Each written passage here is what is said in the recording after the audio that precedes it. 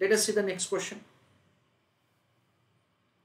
Following is the capital structure of A Limited on 31st of March 2022.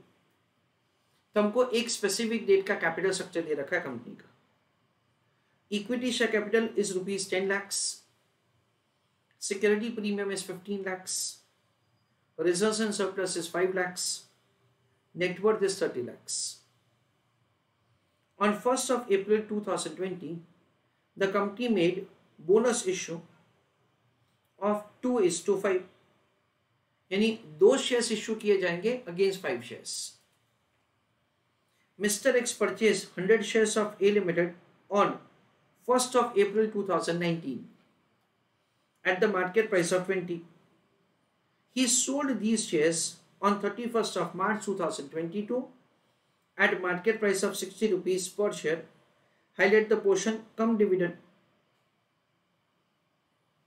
यानी कम dividend का मतलब क्या कि जो प्रोस्पेक्टिव इन्वेस्टर होगा ना उसको डिविडेंड मिलेगा, हमको नहीं मिलेगा. He had to pay tax at the rate of 20% on his dividend income and 15% on the capital gain. If the company pays a regular dividend at the rate of 30%, find out whether investor X was able to earn his required rate of return of 25% on his investment. That is the question. Discounting factors are provided to us in the question. I request all of you to go through the question and please tell me in the chat box कि ये question में हमको answer कैसे करने का है. I do not want you to give answer. I just want you to tell me how to do answer. Let us have understanding that say how to do answer for the question. Everybody is requested to pay attention. There are multiple ways by which we can do answer. One of the simple way by which I think that say we can do answer is we can compute simple NPV for purchasing the security by Mr. X.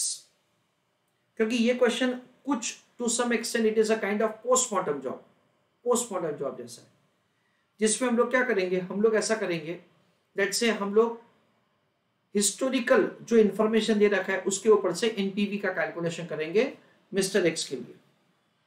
और फिर हम लोग क्या बोलेंगे, अगर NPV positive है तो हाँ उनको भाई रिटर्न 25% से ज्यादा मिला है, उनको रिटर्न का एक्सपेक्टेशन कितना है 25%. एनपीवी पॉजिटिव है तो क्या बोलेंगे, return is more than 25%. NPV 0 है तो क्या बोलेंगे, भाई हाँ एग्जैक्टली 25% रिटर्न मिला है. एनपीवी अगर नेगेटिव है तो क्या बोलेंगे, नहीं रिटर्न 25% से कम मिला है. ऐसा हम लोग यहां पे आंसर लिख सकते हैं. तो बेसिकली यहां पे ऐसा है कि on 1st of April 2019 year 0 security हमने बाय किया है, 100 शेयर्स परचेज किया, फेस वैल्यू है 10. 100 इंटू 10 क्या होगा, 1000 रुपए का फेस वैल्यू है. रेट ऑफ डिविडेंड कितना दे रखा है, rate of dividend is provided to us as 30%. So 1000 का 30% क्या होगा, 300 रुपीज का इनकम मिलेगा फर्स्ट ईयर में, सेकेंड ईयर में, ऐसा जो भी है. उसके ऊपर से हमको ऐसा दे रखा है डेट से on 1st of April 2020 bonus shares declare हुए. सो 2 for every 5 हमारे पास 100 शेयर्स हमने बाय किए थे. तो हमको क्या हुआ, स्टॉक डिविडेंड यानी कि 40 शेयर्स बोनस शेयर्स के मिले, तो हमारे पास 140 शेयर्स हो गए. अभी ये 140 शेयर्स जो हमारे पास हो गए उसके ऊपर हमको डिविडेंड मिलेगा. Accordingly we are required to make the calculations. तो जो भी इनकम मिलेगा फिर उसके ऊपर टैक्स पे करेंगे, कैपिटल गेन कैलकुलेट करेंगे, कैपिटल गेन के ऊपर टैक्स पे करेंगे. ऐसा करके हमको एक छोटा सा कैश फ्लो सीरीज बनाना है from an investor point of view. That is mister x हमारे एग्जांपल में, और उसका हमको सिंपल एनपीवी का कैलकुलेशन करना है. This is the way we are required to do answer for the question. I request all of you to write down answer along with me. In this question,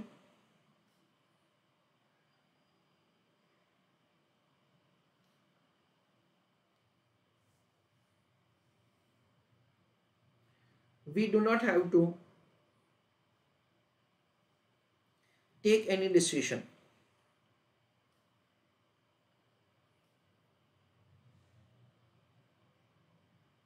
full stop.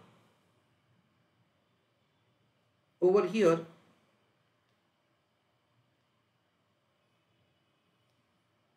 we only have to evaluate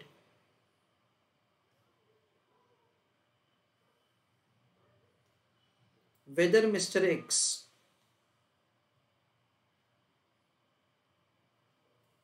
was able to get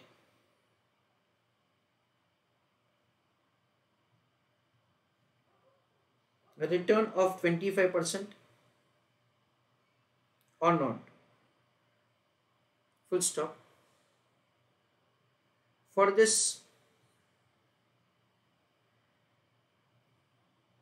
we can find NPV from investor point of view.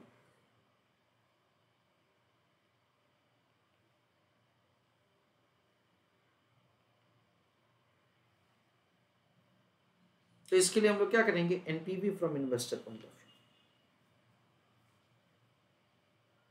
Working note number 1, calculation of bonus shares. Bonus का ratio क्या है, 2 for every 5. हमने कितने shares खरीदे, 100 shares. तो उसके सामने हमको इतने number of shares bonus shares मिलेंगे. सो 100 into 2 divided by 5, यानी क्या होगा, 40 shares.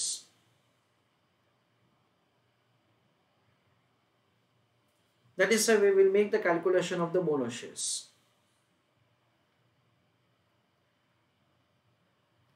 Working note number 2,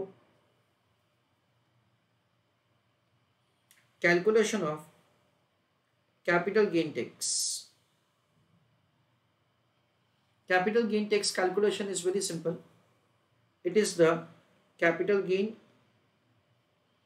into tax rate.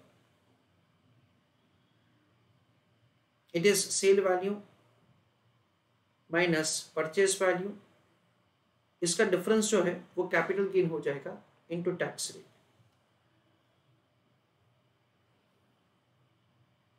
देखो क्वेश्चन में हमको ऐसा दे रखा है, लेट्स से सिक्योरिटी को सेल किया है कितने में, 60 रुपए में,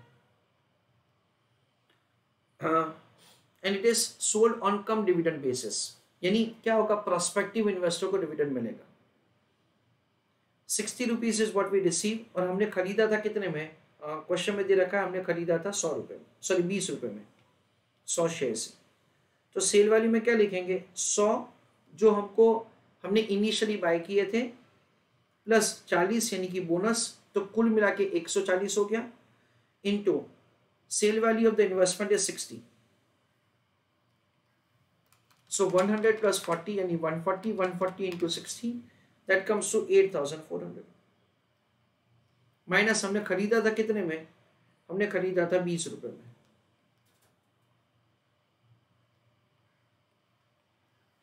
यानी क्या होगा, so that is a capital gain of 6400.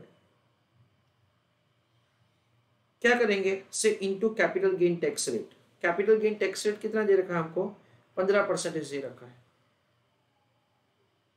तो जो भी कैपिटल गेन हुआ से उसका 15% का हमको टैक्स पर पे करना है. 6400 into 15%, that is 960. So that is the way working note number 2 is prepared for capital gain tax. उसके बाद तो बहुत ही आसान है, calculation of NPV. Column number में मैं कर रहा हूं डेट, तो थोड़ा क्लैरिटी रहेगा इस वजह से. Column number 2 dividend income, bracket में लिख रहा हूं मैं नेट ऑफ टैक्स. उसके बाद मैं लिख रहा हूं sale value of investment, then capital gain tax और सेल वैल्यू,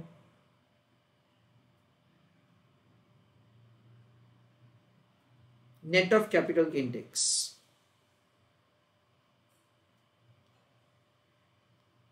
उसके बेसिस से हमारा हो जाएगा net cash flow.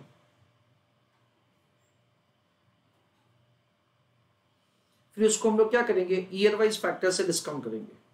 So discounting factor and present value.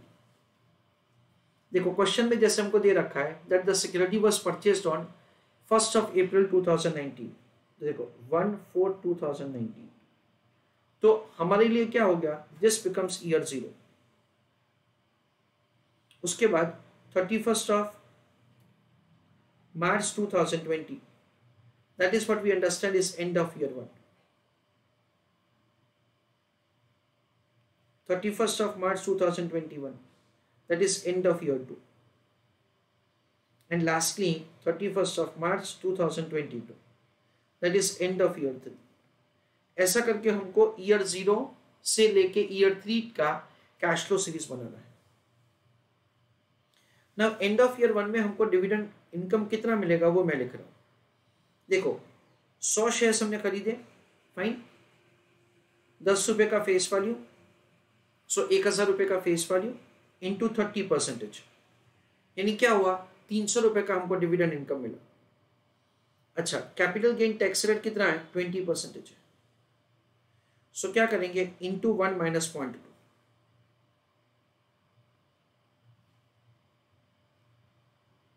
ऐसा करके हमको dividend income net of the tax calculate करना है. सेकेंड ईयर में ऐसा ही होगा कुछ.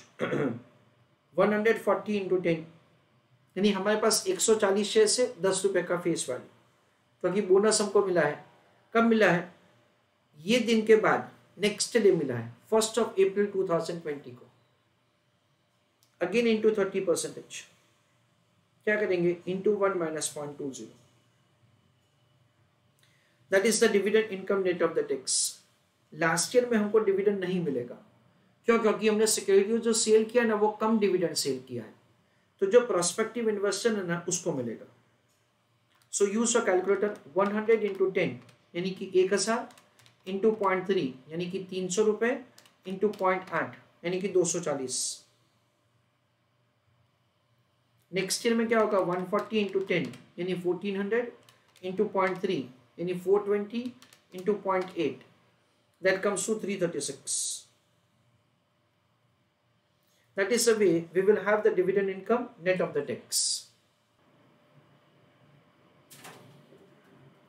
Sale value of the security, उस पर हम लोग क्या करेंगे फ्रेंड्स, हमने 140 शेयर्स बेचे हैं एट द रेट ऑफ 60, यानी हमको कितना मिलेगा, 8400 माइनस कैपिटल गेन टैक्स हमने जो यहाँ पे कैलकुलेट किया है 960.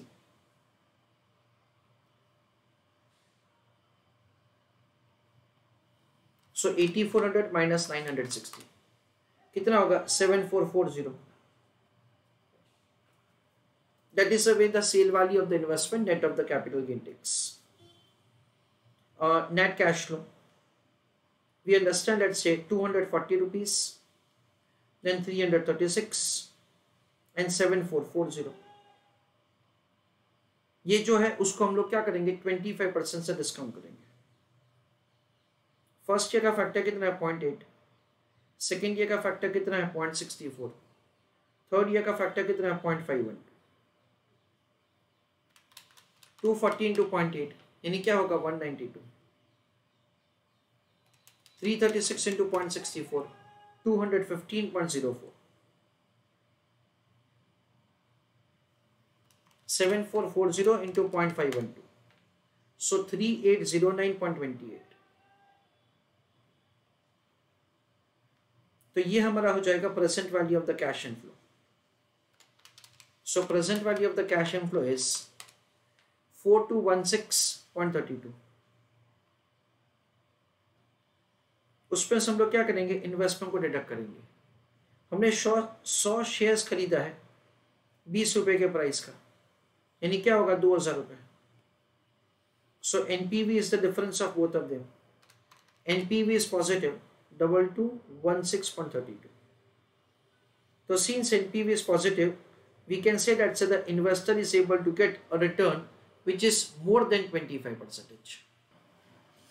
तो सबसे पहले हमने यहाँ पे बोनस शेयर्स कैलकुलेट किया, फिर दूसरा कैपिटल गेन टैक्स कैलकुलेट किया, कैश फ्लोस कैलकुलेट किया इन्वेस्टर के पॉइंट ऑफ व्यू से, उसको प्रेजेंट वैल्यू टर्म में डिस्काउंट करके हमने एनपीवी का कैलकुलेशन किया. एनपीवी पॉजिटिव, इसलिए हम लोग ऐसा बोलेंगे that's the return is more than the 25%. Right answer.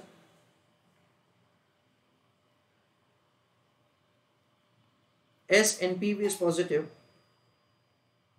comma,